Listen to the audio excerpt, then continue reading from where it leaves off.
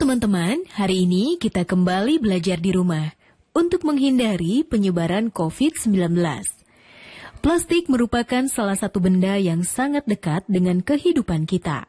Selain memiliki manfaat yang beragam, tahukah teman kalau plastik juga menyimpan dampak buruk bagi tubuh kita? Oleh karena itu, cermatilah tayangan video berjudul Dampak Plastik bagi Kesehatan Kita sampai selesai.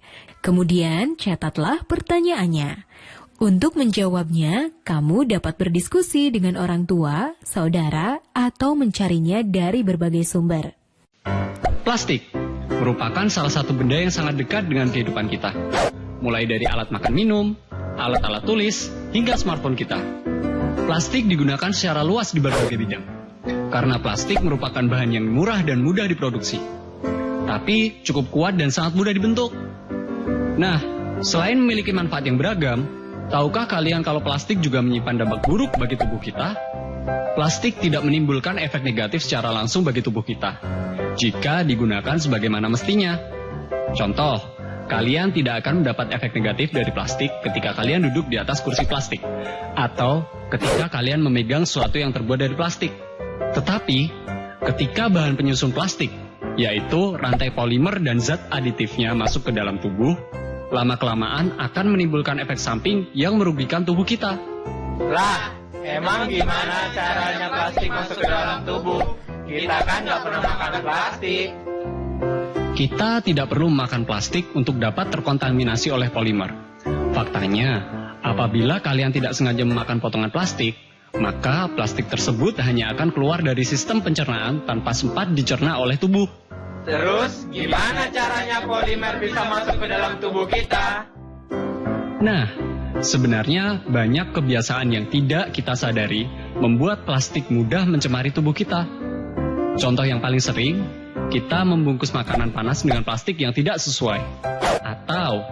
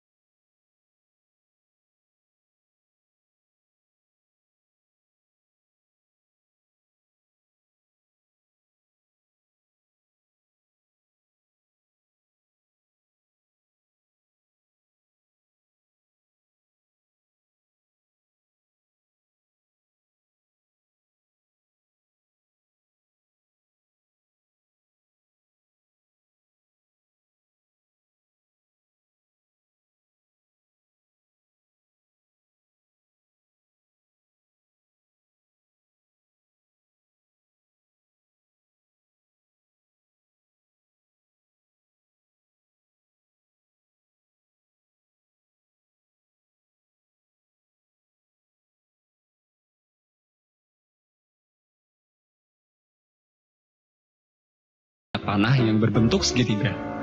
Contohnya, PET, HDPE, PVC, LDPE, PP, PS, dan lain-lain seperti ABS, akrilik, dan polikarbonat. Nah, dari 7 kategori plastik tersebut, ada 3 contoh jenis plastik yang paling sering kita gunakan, yaitu PET atau polyethylene terephthalate, biasa digunakan untuk botol air minum kemasan. Polystyrene biasa digunakan untuk wadah makanan sekali pakai. Dan LDPE atau low density polyethylene biasa digunakan untuk plastik kresek. Kode identifikasi ini sangat bermanfaat karena dari kode ini kita bisa menentukan jenis plastik apa yang aman digunakan sebagai tempat makanan dan minuman. Seperti plastik dengan kode resin nomor 4 dan 5 merupakan plastik yang paling cocok digunakan sebagai wadah makanan atau minuman dan dapat digunakan berulang kali. Sementara plastik dengan kode resin lainnya hanya direkomendasikan untuk membungkus makanan dalam jangka waktu pendek dan hanya dapat digunakan 1 kali saja. Setelah mengenal berbagai jenis plastik, kita haruslah lebih berhati-hati karena ternyata penggunaan plastik akan berbahaya jika tidak sesuai dengan fungsinya. Maka dari itu, sangat penting bagi kita untuk lebih memperhatikan jenis plastik apa yang akan kita gunakan. Nah, teman-teman, sudah menyaksikan tayangan tadi ya? Sekarang saatnya kita menjawab pertanyaan ini. 1. Bagaimana cara plastik masuk ke dalam tubuh kita? Jelaskan.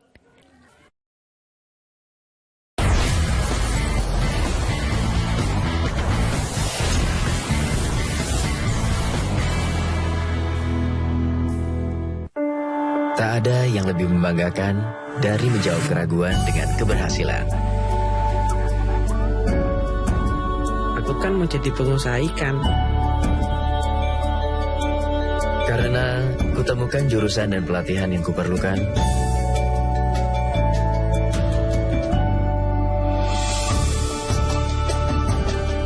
SMK, langkah awal sebuah keberhasilan. Jangan lupa ya, luangkan waktu untuk membaca. Nah, sudah membaca apa, Dek? Ini, Kak. Menanam.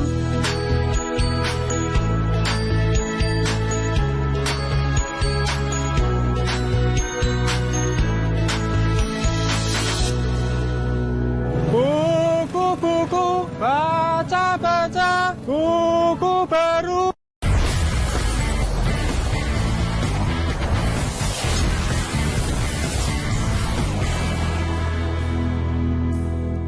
Pernahkah kalian menyadari berapa banyak jumlah plastik sekali pakai yang kita gunakan setiap harinya?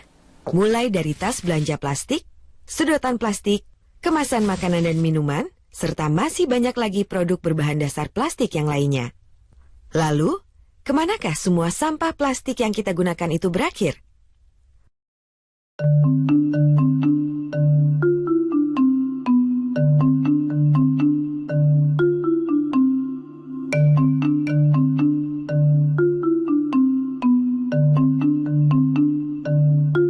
Plastik, material berkarakter ringan dan tahan lama ini pasti akrab dijumpai dalam keseharian kita. Selain praktis, plastik sangat digemari karena harganya yang relatif murah dan mudah didapatkan. Namun sifatnya yang tidak mudah rusak membuat plastik sulit terurai sehingga tidak ramah lingkungan.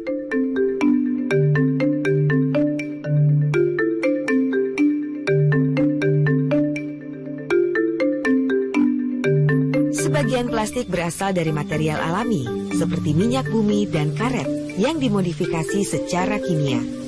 Dengan mengurangi pemakaian tas plastik, berarti kita juga mengurangi konsumsi bahan bakar minyak yang merupakan salah satu sumber energi non-renewable.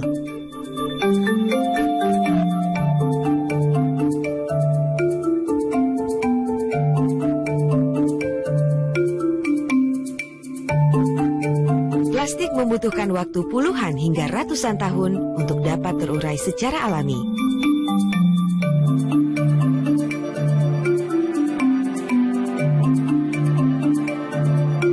Namun meskipun telah hancur dan terurai, plastik tidak akan benar-benar hilang. Akan tetapi berubah menjadi partikel plastik berukuran mikro atau yang dikenal dengan sebutan mikroplastik.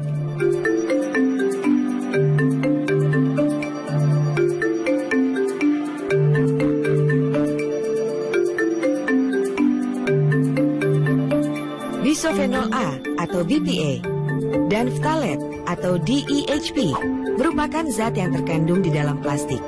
Berbagai penelitian menyatakan bahwa kedua zat kimia ini berdampak buruk terhadap kesehatan karena berpotensi merusak hormon dan sistem reproduksi. Bahkan bersifat karsinogenik apabila terakumulasi secara terus-menerus di dalam tubuh.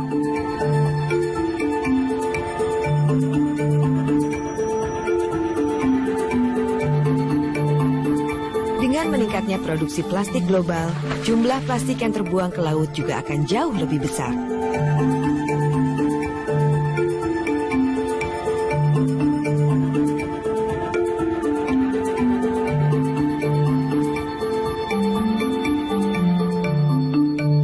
Hewan laut yang menjadi bagian dari rantai makanan akan menelan plastik termasuk partikel racun di dalamnya, yang kemudian pada akhirnya kembali ke atas piring yang kita makan.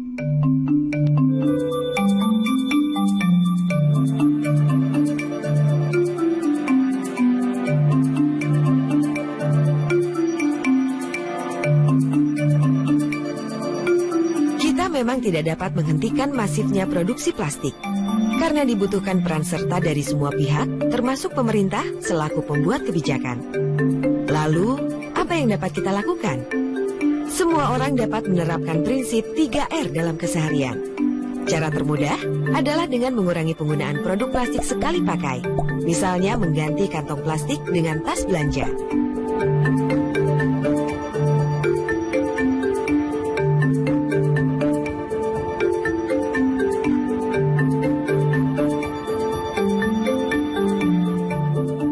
Nah, teman-teman sudah menyaksikan tayangan tadi ya. Setelah menyaksikan tayangan video tersebut, tentunya teman-teman banyak mendapatkan informasi yang bermanfaat. Serta mulai mengubah perilaku penggunaan barang plastik sekali pakai. Sekarang selesaikan tugas berikut. Untuk setiap pertanyaan, tulis jawabanmu masing-masing dalam satu paragraf. Usahakan dalam satu paragraf minimal 3 kalimat. Dan hubungan antar kalimat saling terkait dan padu. Lalu tulis judulnya di bagian tengah atas.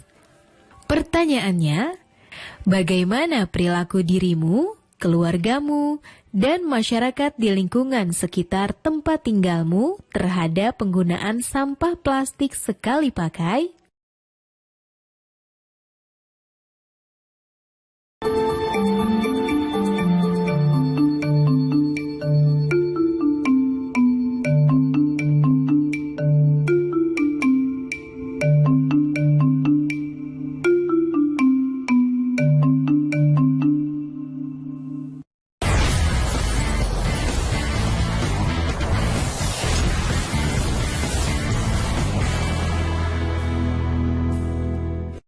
Belajar dari rumah sangat menyenangkan. Iya ya, asik banget.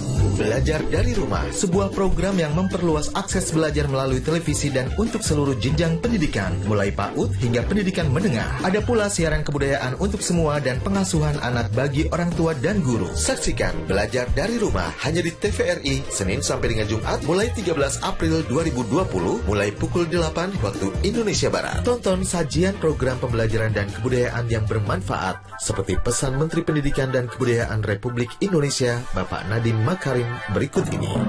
Kementerian Pendidikan dan Kebudayaan terus mendukung pembelajaran jarak jauh dan memajukan budaya Indonesia di masa pandemi corona. Saksikan program Belajar dari Rumah untuk semua jenjang pendidikan, guru dan orang tua hanya di TVRI. Marilah kita bersama-sama belajar dari rumah. Informasi ini dipersembahkan oleh Kementerian Pendidikan dan Kebudayaan Republik Indonesia. Menari adalah nafasku, bagian dariku, bahasaku, bahasa yang begitu indah. Pasti bisa mengantarku ke sana, sampai puncaknya. Memilih SMK adalah langkah awal untuk masa depan yang nyata.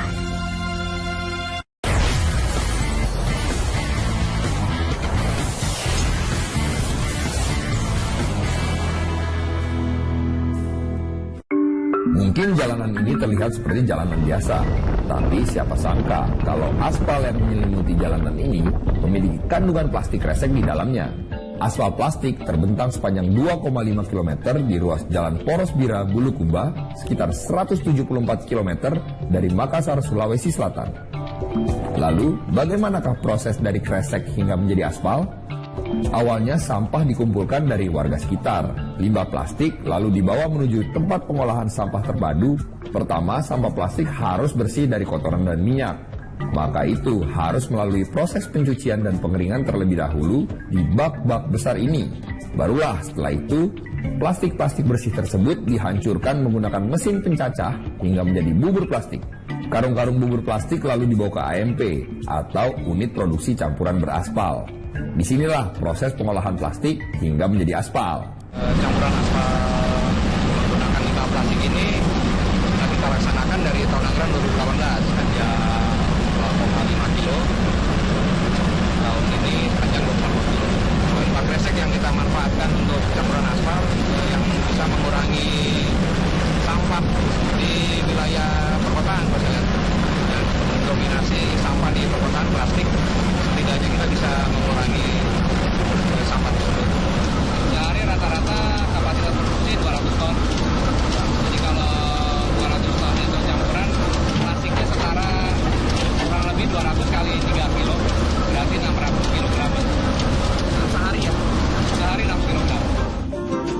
Setelah tercampur, aspal plastik dibawa ke lokasi, lalu dihamparkan setebal 5 cm dan dipadatkan di jalan sepanjang 100 meter dan lebar 3 meter. Sampah plastik sekali pakai memang menjadi masalah untuk lingkungan karena susah hancur hingga beberapa puluh tahun mendatang dan kurang diminati untuk daur ulang. Bagus banget ya, ternyata bisa juga plastik jadi aspal ya.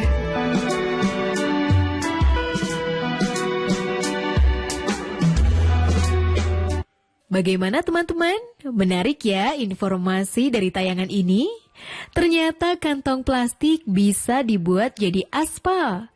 Tentunya kamu terinspirasi untuk melakukan penelitian sesuai dengan topik yang kamu minati. Penelitian tidak harus dilakukan di tempat yang jauh. Tempat yang ada di sekitar lingkungan tempat tinggalmu pun bisa. Jangan lupa membaca berbagai sumber sebagai landasan teori dan contoh-contoh penelitian yang sudah ada dari internet. Kamu bisa juga bertanya kepada orang tua, saudara, teman, atau guru. Sekarang catatlah tugasmu. Buatlah penelitian sesuai dengan topik yang kamu minati. Identifikasi masalahnya, susun kerangka pemikiran, rumuskan hipotesis, uji hipotesis, lakukan pembahasan, dan tarik kesimpulan dari penelitian ini.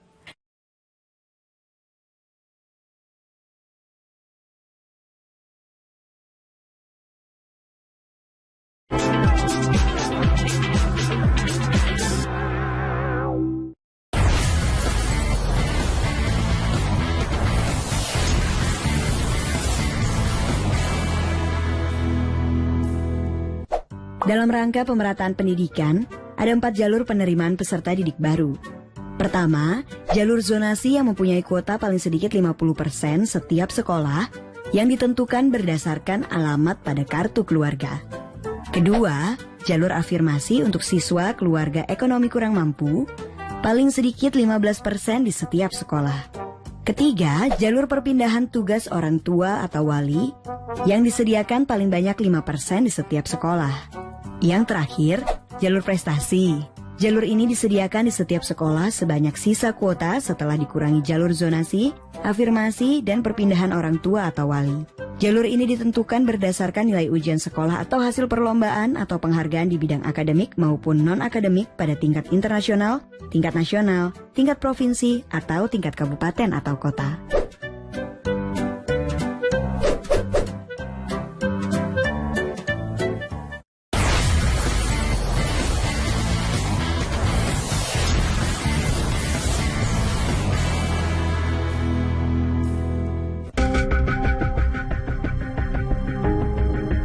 Bank Dunia dalam laporannya What a Waste 2.0 yang diterbitkan pada tahun 2018 menyebutkan bahwa secara global, dunia menghasilkan 2,01 miliar ton sampah perkotaan setiap tahunnya dan akan menjadi 3,40 miliar ton pada tahun 2050. Khusus untuk sampah plastik secara global, setidaknya dihasilkan 242 juta ton sampah plastik tiap tahunnya, setara dengan 3,4 juta paus biru atau 1.376 gedung Empire State Building jika digabungkan. Indonesia sendiri merupakan kontributor utama sampah plastik kedua di dunia setelah Cina dengan volume mencapai 3,22 juta metrik ton per tahun. Oleh karena itu, Indonesia menargetkan untuk mengurangi sampah plastik hingga 70% pada tahun 2025. Banyak yang berpikir bahwa cara termudah mengurangi sampah plastik adalah dengan membakarnya. Padahal itu adalah kebiasaan yang salah besar. Sampah plastik yang dibakar mengandung gas rumah kaca bahkan zat dioksin dan furan yang oleh World Health Organization atau Organisasi Kesehatan Dunia sudah ditetapkan sebagai gas yang memicu kanker pada manusia atau karsinogen. Banyak cara yang dapat dilakukan untuk dapat mengurangi timbulan limbah plastik. Salah satunya adalah dengan mengubahnya menjadi senyawa lainnya yang lebih bermanfaat melalui proses pirolisis. Balai Besar Kimia dan Kemasan atau BBKK sebagai salah satu unit litbang di bawah Badan Penelitian dan Pengembangan Industri BPPI telah melakukan riset mengenai pengolahan sampah plastik jenis polietilen atau kantong plastik sejak tahun 2009. Alat yang digunakan terdapat dua macam, alat pirolisis skala 5 kg dan alat fraksinasi 5 liter.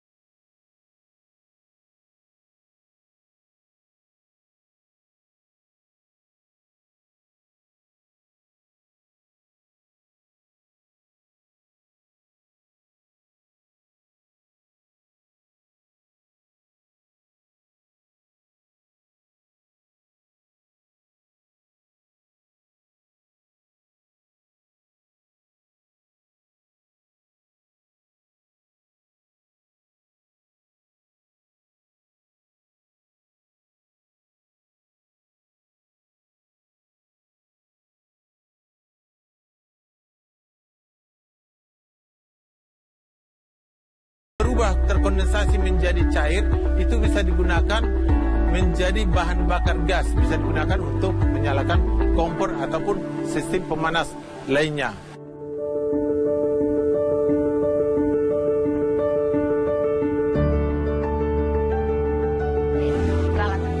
Litbang Industri untuk kehidupan yang lebih baik. Teman-teman, bagaimana tanggapanmu terhadap tayangan video tersebut? Pastinya bangga ya, limbah sampah plastik dapat diolah menjadi BBM. Untuk mengetahui pemahamanmu terhadap tayangan tersebut, catatlah pertanyaan berikut. Diskusikan dengan orang tua, saudara, atau teman. Dan sampaikan penjelasanmu dengan kalimat yang singkat, padat, dan jelas. Mengapa sampah plastik tidak disarankan untuk dibakar? Sekarang tetap belajar dari rumah ya teman-teman. Jaga jarak, rajin cuci tangan, dan pakai masker agar kita mencegah penyebaran COVID-19. Sampai jumpa!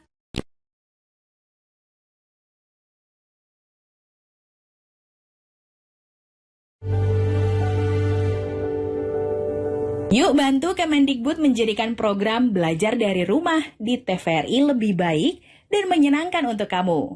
Ikuti survei evaluasi program belajar dari rumah di TVRI. Isi survei program belajar dari rumah di tautan berikut. Jangan lupa ajak orang tua dan gurumu juga ya.